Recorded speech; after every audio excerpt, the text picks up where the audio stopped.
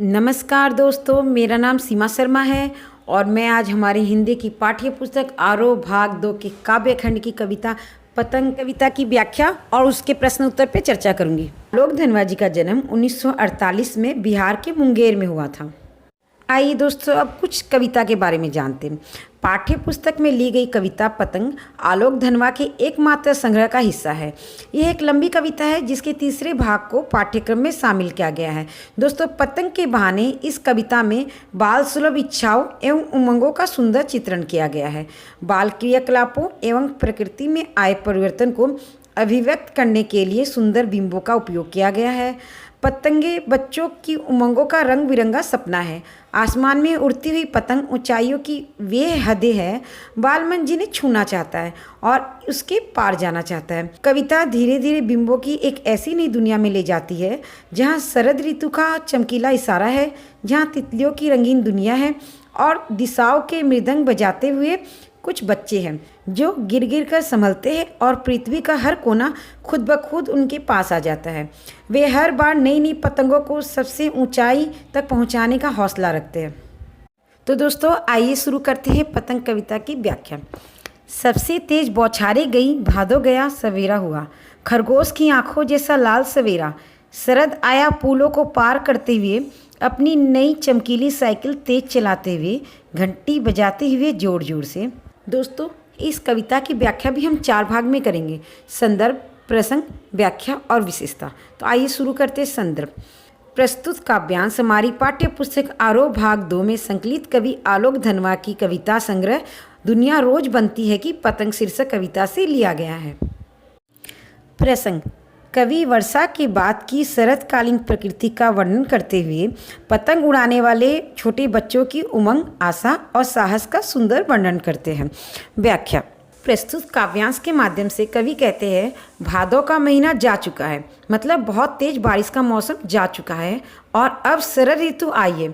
यह ऋतु इतनी उजली थी मानो अंधेरे के बाद सवेरा हो गया हो। शरद ऋतु की सवेरे की लालिमा खरगोश की आंखों की तरह लाल थी। यहाँ शरद ऋतु की तुलना साइकिल चलाने वाले बालक से की गई है। कवि शरद ऋतु की सुबह का मानवीकरण करते हुए बताते हैं कि यहाँ सवेरा ऐसा लग रहा है जैसे कोई बच्चा अपनी चमकीली साइकिल को तेजी से चलाते हुए सबका ध्यान आकर्षित करता है। अर्थात बारिश के मौसम के बाद की धूप इतनी सुनहरी, इतनी अच्छी लग रही है, इतनी सुहानी है कि सब अपने अपने घरों से निकलकर इस धूप में आनंद लेना चाहते हैं।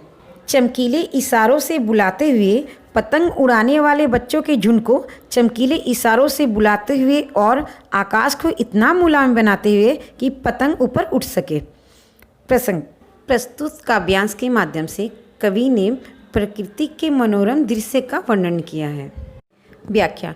प्रस्तुत पंक्ति के माध्यम से कवि कहते हैं कि शरद ऋतु का आगमन हो चुका है, जिसके कारण चारों ओर उज्जवल चमक बिखर जाती है, आकाश साफ और मुलायम हो जाता है, हवाओं में एक मनोरम सुगंधित महक फैल जाती है।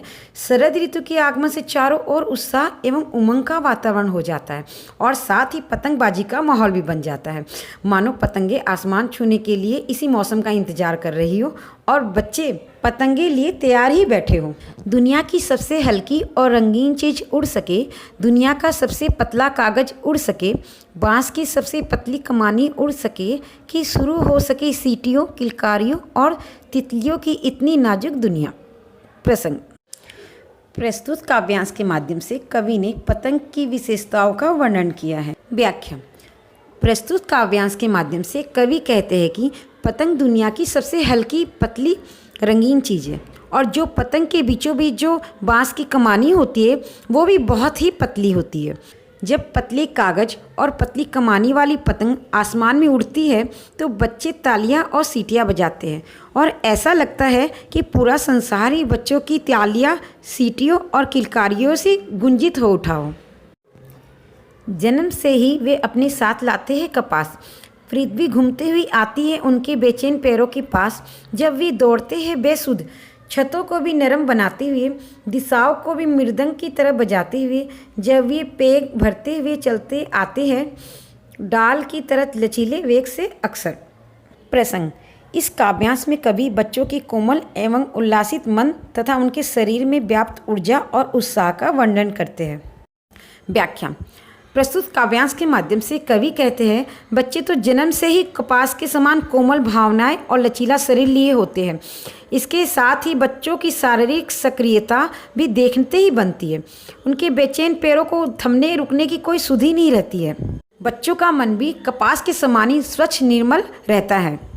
और जब बच्चे अपनी कोमल निर्मल पैरों के साथ छत पे दौड़ते हैं तो मानो ऐसा महसूस होता हो कि उनके कोमल पैरों के साथ वो छत भी नरम और कोमल हो गई हो। बच्चे इतने उत्साहित होते हैं कि वह चारों दिशाओं को अपनी बोलियों से मृदंग की भांति झनकृत और कंपायमान कर देते हैं। बच्चे छतों के खतरनाक किनारों पर पतंग उड़ाते हुए भी ऐसी गतिविधियां करते हैं मानो वो किसी पेड़ की डाल से लटककर लचीली गति से झूला झूल रहे हो। वह गिरते गिरते ही बच जाते, शायद वह अपने पतंग उड़ाने की धुन में ही बच जाते हैं। छतों के खतरनाक किनारों तक उस समय गिरने से बचाता है उन्हें सिर्फ उनके ही रोमांचित शरीर का संगीत। पतंगों की धड़कती ऊंचाइयां उन्हें थाम लेती है महज एक धागे के सहारे। पतंगों के साथ साथ वे भी उड़ रहे हैं अपने रंध्रों के सहारे। प्रसंग। प्रस्तुत काव्यांश के माध्यम से कवि बच्चों के दुर्गम साहस और महत्वाकांक्षा का वर्णन करते हैं। व्याख्या। प्रस्तुत पंक्ति के माध्यम से कवि कहते हैं कि बच्चों के हृदय में इतनी चंचलता व्याप्त है कि जब वो छतों पर जाते हैं पतंग उड़ाने के लिए तो वो कई खतरों से खेलते हैं, मानो वो पतंग के साथ साथ खुद भी उड़ान भर रहे हो। कई बार ऐसा होता है कि छतों के किनारे से बच्चे गिरते गिरते बच जाते हैं केवल एक धागे मात्र के सहारे। एक धागे के सहारे ही वो अपने आप को बच्चे बचाते हैं और मानो उनके शरीर में कोई संगीत बह रहा हो, वो इस ढंग से अपने शरीर को बचा लेते हैं गिरने से, मानो उन्हें पता हो कि हम गिरने वाले हैं, फिर भी वह मानते नहीं है किनारों पर जाने से। पतंग ऊंचाई लेती है, इसके साथ साथ बच्चों की हृदय की भावना भी उड़ने लगती है और बच्चों को देखकर ऐसा महसूस होता है कि वो खुद भी उस पतंग के सहारे आसमान की ऊंचाइयों तक उड़ना चाहते हैं। अगर वे कभी गिरते हैं छतों के खतरनाक किनारों से और बच जाते हैं तब तो और भी निडर होकर सुनहले सूरज के सामने आते हैं। पृथ्वी और भी तेज घूमती हुई आती है उनके बेचैन पैरों के पास। प्रसंग। इस पंक्ति के माध्यम से कवि बच्चों के दुर्गम साहस और महत्वाकांक्षा का वर्णन करते हैं। व्याख्या। प्रस्तुत काव्यांश के माध्यम से कवि कहते हैं कि बच्चे जब पतंग उड़ाते हैं तो मानो उनकी भावनाएं, उनकी आकांक्षाएं भी पतंग के साथ उड़ रही हो और वह उसे पाने के लिए ललायित हो। आगे कवि कहते हैं कि पतंग उड़ाने वाले बच्चे पतंग के साथ साथ ऐसा महसूस करते कि मानो वह खुद भी उड़ रहे हो। ऐसे तो पतंग उड़ाने वाले बच्चे जल्दी नहीं गिरते हैं, फिर भी कभी कभार ऐसा दिखा जाता है कि बच्चे पतंग उड़ाते उड़ाते छत से गिर जाते हैं और जब वो गिर कर संभल जाते हैं तो पहले से भी ज़्यादा निडर हो जाते हैं और भी लचीले हो जाते हैं, मानो अपने पैरों से ही पूरी पृथ्वी नाप लेना चाहते हो। तब वह सुनहरे सूरज की तरह अर्थात खिले हुए निडर होकर बेखौफ होकर जो चमक होती है उन बच्चों में, वह अलग ही देखने लायक होती है, मानो उनका मुकाबला कोई भी नहीं कर सकता। उन्हें ऐसा महसूस होता है कि जैसे हमारे हृदय से सारा डर निकल गया हो। तो आइए दोस्तों शुरू करते हैं पहला प्रश्न। सबसे तेज बौछारें गई भादो गया के बाद प्रकृति में जो परिवर्तन कवि ने दिखाया है उसका वर्णन अपने शब्दों में करें। उत्तर। सबसे तेज बौछारें गई भादो गया के बाद प्रकृति में जो परिवर्तन आया है उसका वर्णन करते हुए कवि कहते हैं कि बारिश का मौसम जाने के बाद भादो मास आता है और उसका हमारे जीवन पे बहुत गहरा प्रभाव पड़ता है। प्रकृति में आने वाले बदलाव और उनके जीवन पर पड़ने वाले प्रभाव को बचपन के माध्यम से दर्शाया गया है। कवि कहते हैं कि शरद ऋतु का आगमन होने के साथ साथ ही इतनी खिलती धूप आती है मानो खरगोश की आंखों की तरह लाल और चमकीली हो। इसके कारण चारों ओर उज्जवल चमक बिखर जाती है, आकाश साफ और मुलायम हो जाता है, हवाओं में एक मनोरम सुगंधित महक फैल जाती है। शरद ऋतु के आगमन से चारों ओर उत्साह एवं उमंग का वातावरण बन जाता है और साथ ही पतंगबाजी का भी माहौल बन जाता है। प्रश्न नंबर 2। सोचकर बताएं कि पतंग के लिए सबसे हल्की और रंगीन चीज़, सबसे पतला कागज, सबसे पतली कमानी जैसे विशेषणों का प्रयोग क्यों किया गया है। उत्तर। पतंग के लिए सबसे हल्की और रंगीन चीज़, सबसे पतला कागज, सबसे पतली कमानी विशेषणों का प्रयोग कर कवि ने पतंग की विशेषता बताते हुए पतंग का साकार रूप प्रस्तुत करते हैं। वे पतंग को खिलखिलाते बचपन की तरह मानते हैं। जैसे पतंग का कागज़ हल्का, पतला और रंगीन होता है, ठीक उसी तरह बचपन भी हल्का, चिंताओं से परे, सच और झूठ से परे, उछल कूद करते हुए, खिलखिलाते हुए होता है। बिंब स्पष्ट करिए। प्रश्न नंबर 3। सबसे तेज बौछारें गई, भादो गया, सवेरा हुआ, खरगोश की आंखों जैसा लाल सवेरा, शरद आया पुलों को पार करते हुए, अपनी नई चमकीली साइकिल तेज चलाते हुए, घंटी बजाते हुए, जोर जोर से, चमकीले इशारों से बुलाते हुए और आकाश को इतना मुलायम बनाते हुए कि पतंग ऊपर उठ सके। उत्तर। दोस्तों, पहले हम ये जानते बिंब क्या है। बिंब उसे कहते हैं जो वस्तु को आपने देखा नहीं, उसके बारे में सुना या पढ़ने मात्र से जो चित्र आपके मन में बन जाता है, उसे बिंब कहते हैं। बिंबों का अर्थ होता है छाया, छवि। दोस्तों, जब कोई कवि अपनी कविता में दृश्यों के माध्यम से भाव को प्रकट करना चाहता है, उसे बिंब कहते हैं। यह बिंब दो प्रकार के होते हैं, स्थिर बिंब और गतिशील बिंब। अब मैं आपको बताऊंगी कौन सी लाइन में स्थिर बिंब का प्रयोग हुआ है और कौन सी लाइन में गतिशील बिंब का प्रयोग हुआ है। तो आइए दोस्तों शुरू करते हैं। सबसे तेज बौछारें गई, भादो गया। सबसे तेज बौछारें गई, भादो गया में गतिशील बिंब है।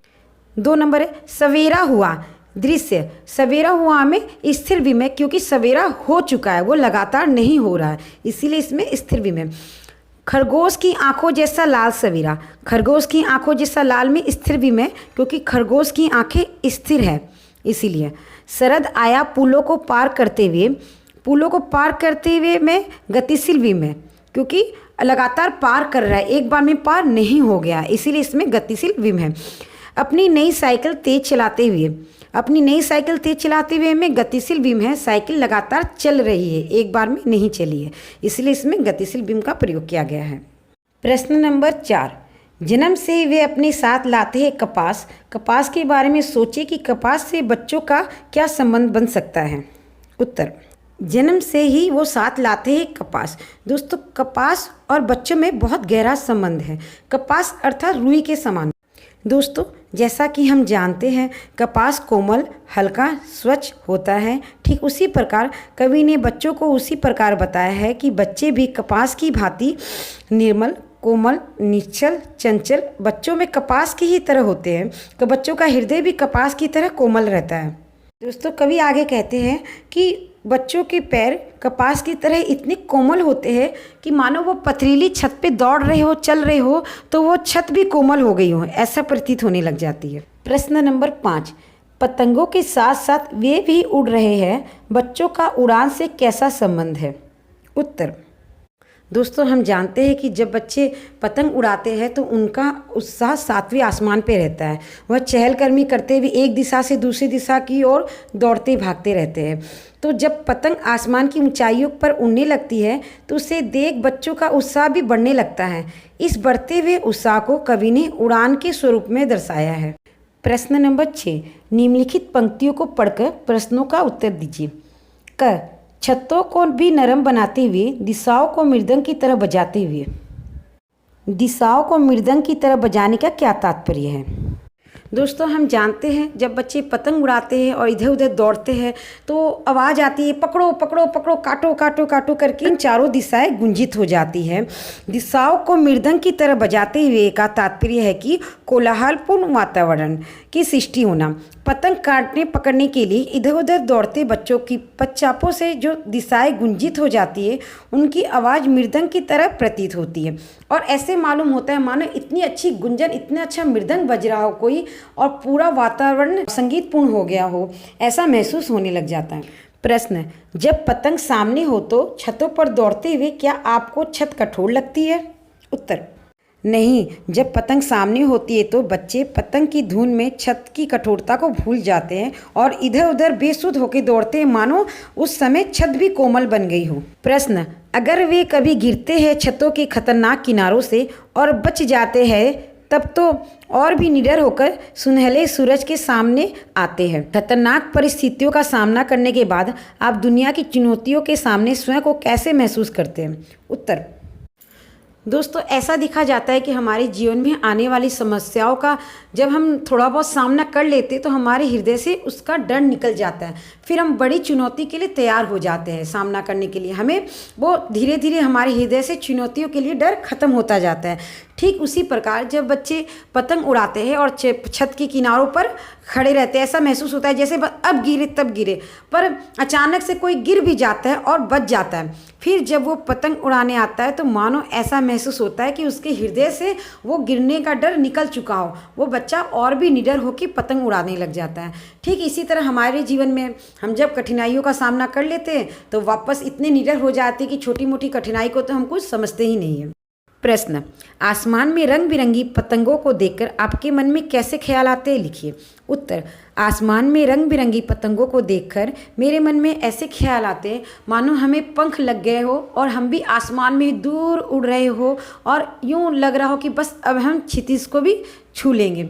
बहुत ऐसा मन करता है कि काश हम भी आसमान में तितली की तरह उड़े और बहुत दूर चले जाए। दोस्तों, इस पाठ से संबंधित आपको कोई भी प्रश्न, उत्तर, कुछ व्याख्या के बारे में पूछना हो तो आप कमेंट करके मुझसे पूछ सकते हैं, मैं जवाब ज़रूर दूंगी। और डिस्क्रिप्शन में जाके मेरा व्हाट्सअप नंबर दिया हुआ है, उसमें आप देख सकते हो, व्हाट्सअप कर सकते हो, मुझसे बात कर सकते हो, मैसेज भी कर सकते हो। मैं आपके सभी प्रश्नों का उत्तर ज़रूर दूंगी।